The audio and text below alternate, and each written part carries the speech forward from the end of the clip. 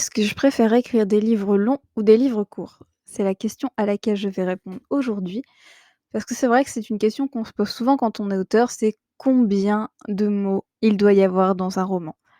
Est-ce que mon roman il sera trop court? Est-ce que mon roman sera trop long? Est-ce que j'en fais assez? Est-ce que j'en fais trop?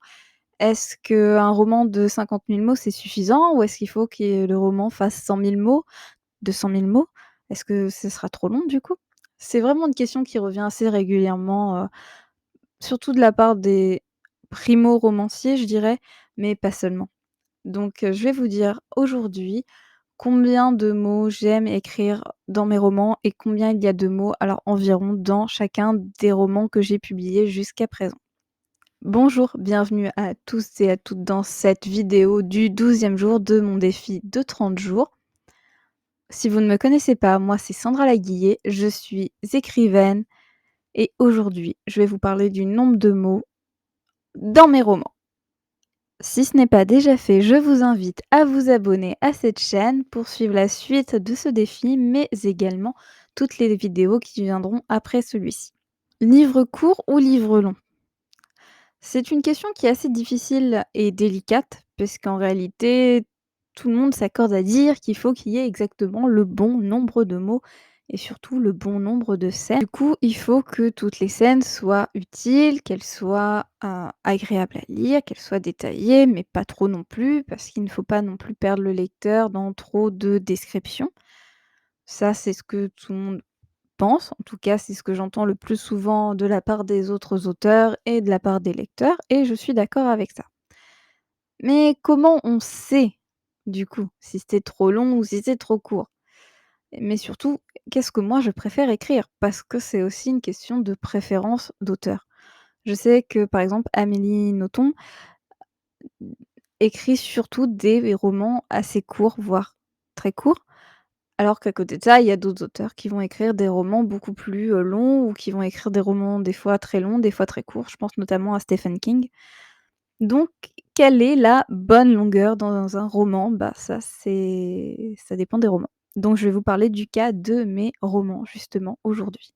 Aujourd'hui, je ne vais vous parler que des romans que j'ai écrits et qui sont publiés. Je ne vais pas vous parler de l'histoire qui est publiée, sur, une plateforme d'écriture mais que je n'ai pas publié en version, on va dire, définitive. Tout simplement parce que entre les premiers jets et le roman publié, une fois que le roman est sorti, je fais beaucoup de corrections, je rajoute des scènes, j'en enlève. En fait, ça dépend de chacune des histoires. Du coup, je ne peux pas vous parler du nombre de mots qu'il y a dans cette histoire en particulier puisque pour moi, elle n'est pas finie. Elle n'est qu'au stade d'ébauche et ça n'aurait pas grand intérêt, tout comme ça n'a pas grand intérêt que je vous dise que dans Le Prix de la Rédemption, j'ai écrit 25 000 mots. Oui, c'est bien joli, j'ai écrit 25 000 mots, mais le roman n'est pas fini, il est loin d'être fini, donc ça ne servirait à rien d'en parler. Mes romans Camille et Katrina, enfin plus exactement Katrina et Camille font environ 80 000 mots chacun. Alors qu'au contraire, Balina, qui est le roman du milieu de cette trilogie, lui en compte 120 voire 122 000 mots. Ce qui était beaucoup puisque mon éditrice avait trouvé que c'était même un peu trop long, mais je ne pouvais pas couper parce que vraiment j'avais rétréci au maximum. Le Prix de la Rédemption, Rencontre en bleu, quant à lui, fait 70 000 mots, je crois que c'est même 171 000 mots pour être précise. Soix 71 538, il me semble que de mémoire c'était ça. Bloomsbury, quant à lui, est un roman vraiment très court puisqu'il ne compte qu'environ, 50 000 mots. Si je me fie au premier jet de mes histoires, Balina comptait 150 000 mots. J'ai donc retiré 30 000 mots environ de ce pavé, puisque vraiment c'était un pavé et encore à l'époque, je voulais que Camille soit encore plus volumineux, mais ça ne servait à rien. J'ai même écrit beaucoup plus de scènes, je crois que le premier jet de Camille faisait le double de ce qu'il fait, maintenant. Donc on était plus sur du 170, ouais, 170 000 mots, je pense, on était quelque chose comme ça. Comme quoi, bien, il faut des fois savoir élaguer. L'important, c'est vraiment la version définitive qui compte et que le roman fonctionne.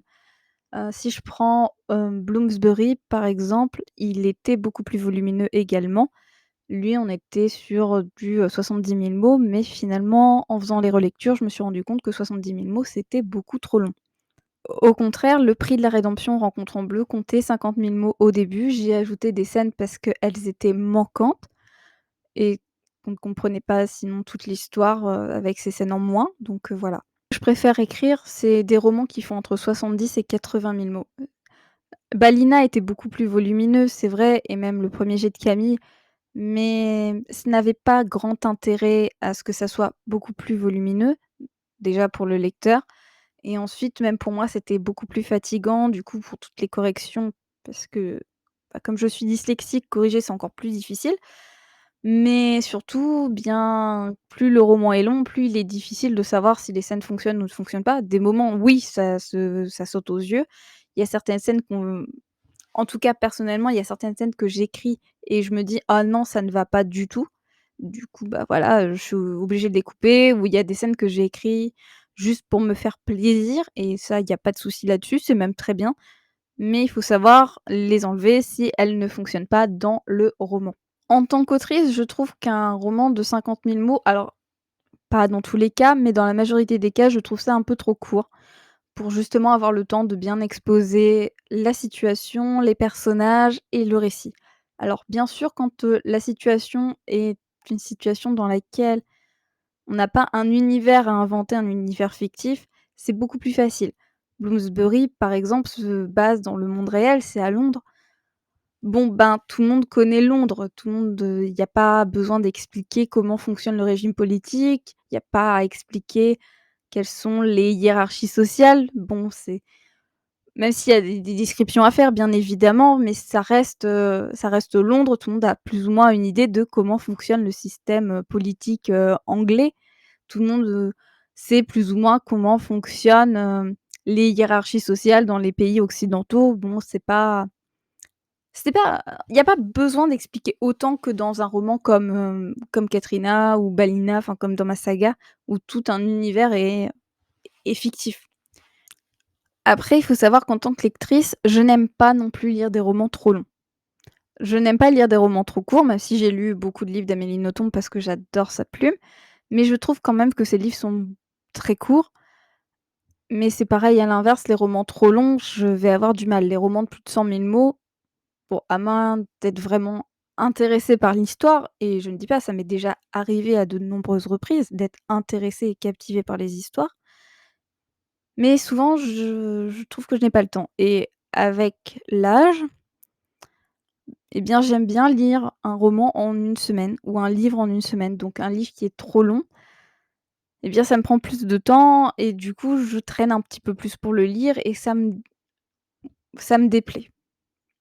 Pas que je n'aime pas les histoires ou pas que je n'aime pas les romans, ces romans-là en particulier. C'est juste que dans mon emploi du temps, c'est beaucoup plus difficile de caser la lecture d'un roman qui va faire, 200 000 mots que d'un roman qui va en faire, 80.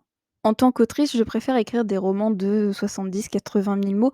Je trouve ça beaucoup plus facile. C'est quelque chose qui me correspond le plus. C'est aussi, la meilleure manière pour mon cerveau de fonctionner. Je ne sais pas trop pourquoi, ça me permet d'être assez créative pour avoir des scènes qui fonctionnent, pour laisser ma plume s'exprimer, mais également, bien, ma créativité et c'est beaucoup plus facile après pour toutes les corrections qui viennent, ben, ensuite.